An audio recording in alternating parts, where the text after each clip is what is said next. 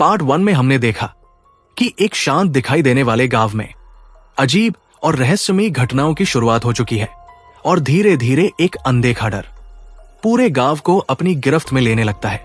Part 2 में हम जानेंगे कि इन घटनाओं के पीछे छिपी वास्तविक शक्ति क्या है और कैसे ये अंधकार कहानी के हर किरदार की जिंदगी को बदल देता है।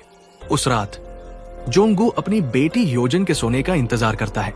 जैसे ही वो सो जाती है, जोंगू चुपके से उसके कमरे में जाता है। वो देखता है उसकी बेटी की किताब पर अजीब तरह की चित्रकारी बनी हुई है जो बिल्कुल किसी शैतान जैसी लगती है।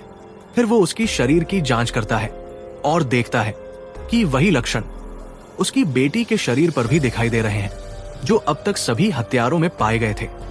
उसी समय योजन अचानक जाग जाती है और जोंगू पर जोर से चिल्लाने लगती है। वो उल्टी सीधी बातें करने लगती है और उसका व्यवहार पूरी तरह बदल जाता है। अब जोंगू समझ जाता है कि वो शांत बैठ नहीं सकता। अगली सुबह वो सीधे चर्च जाता है और यांग ईसाम से कहता है, चुपचाप मेरे साथ चलो। दोनों जापानी अजनबी के घर पहुंचते हैं। अजनबी घर के बाहर खड़ा होता है। जोंगू बिना कुछ कहे सीधे घर के अंदर चला जाता है, लेकिन अंदर जाकर उसे पता चलता है कि वहां अब कोई तस्वीर, कोई सामान, कुछ भी मौजूद नहीं है। सब कुछ गायब हो चुका है। जोंगू बाहर आता है और यांग ईसाम से कहता है, जो मैं कहूंगा तुम उसका अनुवाद करना। जोंगू गुस्से में पूछता है, बताओ वे सारी तस्वीरें कहाँ गई? अजनबी शांत आवाज में जवाब देता है, मैंने उन्हें जला दिया। जोंगू पूछता है, कहाँ जलाया? अजनबी कहता है, रसोई में। जोंगू अंदर जाकर देखता है सब कुछ जल चुका होता है। कोई भी सबूत बाकी नहीं रहता। जोंगू गुस्से में बाहर आता है और पूछता है, तुम यहां क्यों आए हो? अजनबी जवाब देता है, घूमने आया हूं। जोंगू कहता है, अगर सच नहीं बताया तो तुम्हें पुलिस स्टेशन में बंद कर दूंगा।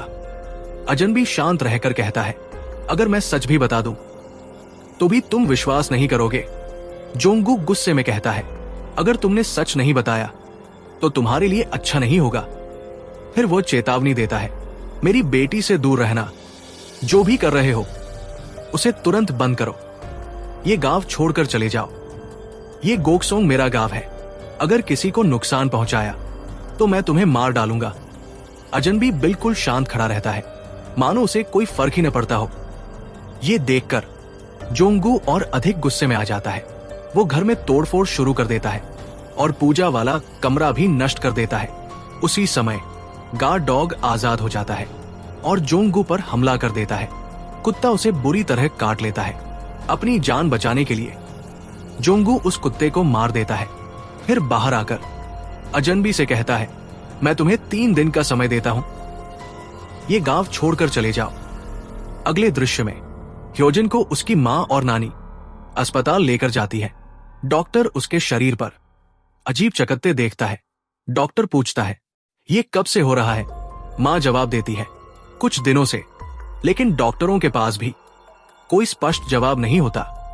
दृश्य बदलता है। जापानी बूढ़ा व्यक्ति अपने घर के बाहर शांत बैठा होता है और कुछ मंत्र बोल रहा होता है। अगली सुबह जोंगू के शरीर में हल्का लकवे जैसा हमला होता है। उसकी पत्नी और सास उसे अस्पताल लेकर जाती है। डॉक्टर उसके शरीर में सुइया लगाता है और शराब कम पीने की सलाह देता है। अचानक जोंगू को अपनी बेटी की याद आती है। वो पूछता है, ह्योजन कहाँ है? उसकी पत्नी बताती है, उसे पड़ोसी के घर देखभाल के लिए छोड़ा है। ये सुनते ही जोंगू तुरंत परिवार के साथ घर पहुंचता है। वहां पहुंचकर वो देखता है पड़ोसन जमीन पर गिरी हुई है। उसे चाकू मारा गया है और बहुत खून बह चुका है। ह्योजन के हाथ में एक कैंची होती है। जोंगू तुरंत उसके हाथ से कैंची ले लेता है। घर वाले तुरंत एम्बुलेंस को फोन करते हैं। कुछ ही समय में पुलिस भी पहुंच जाती है। पड़ोसन को अस्पताल ले जाया जाता है। गांव वाले भी वहां इकट्ठा हो जाते हैं और सभी बेहद गुस्से में होते हैं। सब शांत होने के बाद जोंगू और सियोंगबोक सड़क किनारे बैठे होते हैं और बात करते हैं कि ये सब जापानी अजनबी के घर जाने के बाद ही शुरू हुआ है। अब जोंगू और उसका पूरा परिवार अंदर से टूट चुका होता है। आखिरकार जोंगू की सास शामन इलगवांग को बुलाने का फैसला करती है। इलगवांग ह्योजन को ध्यान से देखता है फिर पूरे घर का निरीक्षण करता है। घर के बाहर रखे बड़े जार देखकर उसे शक होता है। वो एक जार मंगवाता है और अचानक उसे तोड़ देता है। अंदर से एक मरा हुआ कौवा निकलता है। ये देखकर सब हैरान रह जाते हैं। इलग्वांग समझ जाता है ये कोई साधारण चीज नहीं, किसी खतरनाक आत्मा का जाल है। वो तुरंत ह्योजन को बचाने के लिए एक रिचुअल शुरू करता है। ढोल बजने लगते हैं, मंत्र गूंजने लगते हैं। रिचुअल के बाद वो जोंगू से पूछता है, क्या तुम हाल ही में किसी अजनबी से मिले हो? जोंगू बताता है कि वो एक जापानी आदमी से मिला था।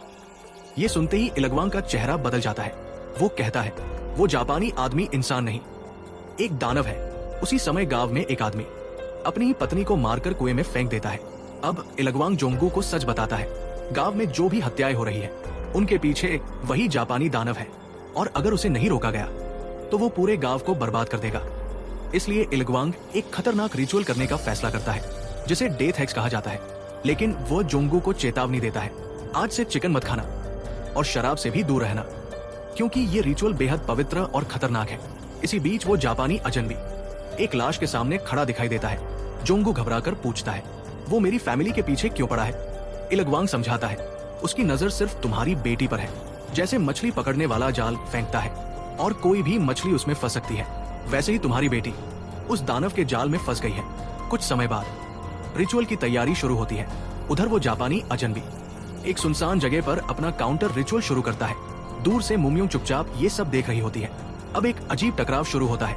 इधर शमन का रिचुअल और उधर उस दानव का काउंटर रिचुअल। जैसे जैसे रिचुअल आगे बढ़ता है, ह्योजन की हालत बिगड़ने लगती है। वो दर्द से चीखने लगती है। शमन एक लकड़ी के पुतले में कील ठोकता है और उसी पल वो जापानी अजनबी जमीन पर गिर पड़ता है। लेकिन ह्योजन की हालत और खराब हो जाती है। ये देखकर जोंगू टूट जाता है और वो रिचुअल बीच में ही रुकवा देता है। फिर वो अपनी बेटी को तुरंत अस्पताल ले जाता है। लेकिन यही उसकी सबसे बड़ी गलती बन जाती है, क्योंकि रिचुअल अधूरा रह जाता है और शायद वही उनकी आखिरी उम्मीद थी। उसी रात जोंगू चर्च के फादर से मिलता है और सारी बात बताता है। फादर कहते हैं उस जापानी आदमी के बारे में गांव में कई अफवाहें हैं, लेकिन सच क्या है कोई नहीं जानता। फादर उससे पूछते हैं, क्या तुमने अपनी आंखों से देखा है कि वो सच में दानव है? इस सवाल का जवाब जोंगू के पास नहीं होता। चर्च से निकलकर वो अपने दोस्त यांग आइसम से कहता है, चलो उस अजनबी के घर चलते हैं। अब गांव वाले भी फैसला कर लेते हैं कि उस अजनबी को खत्म करना ही होगा। वे उसके घर पहुंचते हैं, लेकिन तभी एक ज़ॉम्बी उन पर हमला कर देता है। काफी संघर्ष के बाद गांव वाले उसे मार देते हैं और उसकी लाश कुएं में फेंक देते हैं। तभी उन्हें वो जापानी अजनबी दिखाई देता है और सब उसका पीछा करने लगते हैं।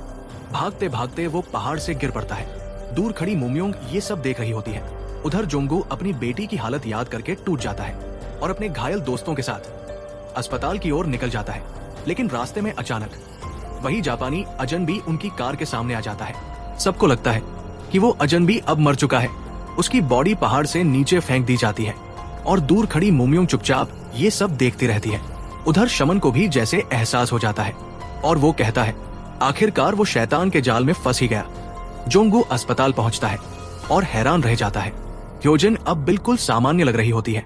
दोनों एक दूसरे को गले लगाकर रो पड़ते हैं। सबको लगने लगता है कि अब सब खत्म हो गया, सब कुछ ठीक हो गया। जोंगू अपनी फैमिली के साथ घर लौट आता है। इसी बीच शमन उसे कई बार कॉल करता है, लेकिन जोंगू हर बार कॉल काट देता है। उधर यांग आइसम अस्पताल में होता है, क्योंकि ज़ॉम्बी ने उसे घायल कर दिया था। तभी उसे उस जापानी अजनबी के अजीब विजन आने लगते हैं, लेकिन इस बार वो उसे एक डरावने दानव के रूप में देखता है। शक होने पर यांग आइसम अपने चाचा सियोंगबो के घर जाता है और वहां एक खौफनाक सच सामने आता है। उसके चाचा ने अपनी मकान मालकिन को मार दिया है और अब वो भी उसी श्राप से संक्रमित हो चुका है। इधर शमन जोंगू के घर जाने की कोशिश करता है, लेकिन अचानक उसके नाक से तेज खून बहने लगता है। तभी उसकी नजर सामने खड़ी मुमियों पर पड़ती है। वो पास आकर पूछती है, तुम यहाँ क्या कर रहे हो? जैसे ही वो करीब आती है, शमन खून की उल्टियां करने लगता है और डरकर वहां से भाग जाता है। उधर जब जोंगू फोन चेक करता है तो उसे शमन के कई मिस्ड कॉल दिखाई देते हैं। वो तुरंत वापस कॉल करता है, लेकिन इस बार शमन फोन नहीं उठाता। अपने घर पहुंचकर शमन घबराहट में मोमबत्तियां जलाता है और बुदबुदाता है, लगता है मैं अब नहीं बचूंगा। लेकिन अचानक सारी मोमबत्तियां खुद ब खुद बुझ जाती है। उसी पल एक कौआ उसके घर में घुसता है और जमीन पर गिरकर मर जाता है। उधर चर्च में बैठा यांग आइसम सोच रहा होता है, अगर वो अजनबी सच में मर चुका है तो फिर ये हत्याएं अभी भी क्यों हो रही हैं? इसी बीच जोंगू शमन के घर जाने निकलता है। और दूसरी तरफ शमन जोंगू के घर की ओर जा रहा होता है। तभी अचानक हजारों कीड़े उसकी कार से टकराने लगते हैं और शीशे पर चिपकते चले जाते हैं। डर के मारे शमन कार रोक देता है और चिल्लाते हुए बाहर निकल जाता है। लेकिन जब वो पलटकर कार को देखता है तो शीशा बिल्कुल साफ होता है। उसे समझ आता है ये सब सिर्फ एक डरावना भ्रम था।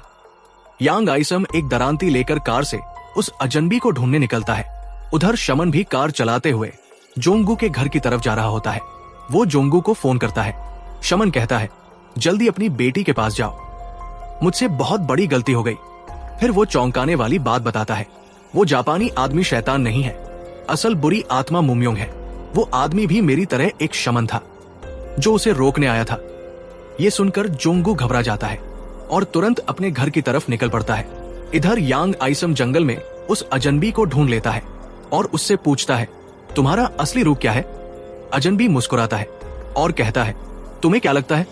आइसम कहता है तुम शैतान हो। वो हंसते हुए जवाब देता है तुमने खुद ही सच मान लिया। उधर जोंगू को रास्ते में मुमयोंग मिलती है। वो उसे रोकते हुए कहती है अभी घर मत जाओ, मैंने शैतान के लिए जाल बिछाया है। मुर्गे के तीसरी बार बोलने तक इंतजार करो। उसी समय पहली बार मुर्गा बोलता है। जोंगू डर और बेचैनी में पूछता है वो मेरी बेटी के साथ ऐसा क्यों कर रहा है। मुमयोंग कहती है क्योंकि उसके पिता ने पाप किया, तुमने गलत आदमी पर शक किया। दूसरी बार मुर्गा बोलता है लेकिन जोंगू टूट चुका होता है और घर की तरफ भागने लगता है। मुमयोंग चिल्लाती है अभी मत जाओ, लेकिन जोंगू उसकी बात नहीं मानता और जैसे ही वो अपने घर का गेट पार करता है मुमयोंग का जाल टूट जाता है। उधर जंगल में अजनबी अपना असली रूप दिखाता है। वो एक डरावना शैतान बन चुका होता है और यांग आइसम की तस्वीरें लेने लगता है। इधर जोंगू घर के अंदर जाता है। घर का नजारा देखकर उसके पैरों तले जमीन खिसक जाती है। उसकी सास मर चुकी होती है, पत्नी भी आखिरी सांस ले रही होती है और कुछ ही पलों में वह भी मर जाती है। जोंगू टूटकर वहीं बैठ जाता है। तभी ह्योजिन सामने खड़ी होती है, बिल्कुल भावहीन। जोंगू रोते हुए कहता है ह्योजिन, लेकिन उसी पल ह्योजिन उसे चाकू मार देती है। सुबह होती है। शमन जोंगू के घर पहुंचता है। बाहर ह्योजिन ट्रांस में बैठी होती है। अंदर जोंगू आखिरी सांसें ले रहा होता है और शमन चुपचाप उनकी तस्वीरें लेने लगता है। फिर वो अपनी कार से एक बॉक्स निकालता है जिसमें पहले के सभी पीड़ितों की तस्वीरें भरी होती हैं। यानी ये सब बहुत समय से चल रहा था। आखिरी पल में जोंगू अपनी बेटी को याद करता है और धीरे से कहता है मेरी बच्ची, सब ठीक हो जाएगा। और इसी दर्दनाक पल के साथ कहानी यही खत्म हो जाती है। अगर आपको ये कहानी पसंद आई हो तो वीडियो को लाइक करें और चैनल को सब्सक्राइब जरूर करें। मिलते हैं अगली वीडियो में ऐसी ही एक और डरावनी और रहस्यमयी कहानी के साथ।